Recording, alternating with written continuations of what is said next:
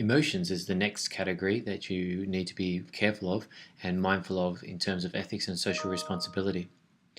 This one is really down to more the social aspect than ethics, but ethics still comes into it, what's right and what's wrong. So bullying is the first one. There's a lot of information out there, and there are a lot of examples that bullying can be completed in person, but online. Online, there's no face, there's no confrontation. You can leave a comment, a negative comment, and then the person can read it whenever they get it. There's very little barriers in stopping people from doing that. So we need to be careful and mindful when we set up students to connect online that there is a culture of and a responsibility that there is anti-bullying, that kids are certainly welcome to communicate with each other, but being very respectful. This leads into respect.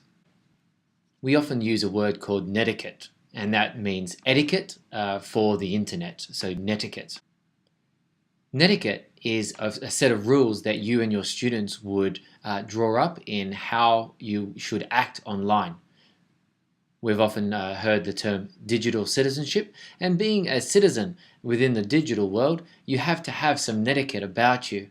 You have to be polite, you have to be respectful, you have to respect people's privacy. For example, you don't just post any photos of children, that you get proper permission from the school, from the parents, in order to post it in an online post. That's certainly an ethical issue. For this, we need to remember the human in us. It's not technology that's the problem, it's humans. When humans don't respect each other's emotions, then that's a human level problem, not a technology problem. Technology is simply a tool with which to communicate. For example, scissors are a tool. Scissors could be used in a correct or incorrect way. It's our use as humans that really dictate whether it's positive or negative. And I think you'll understand that from the last two examples of bullying and respect, that it's the humans there. One underlying thing for bullying and respect, would you say it to the person's face? If you would say it to a person's face, or if you remind your children, would they say it to the person?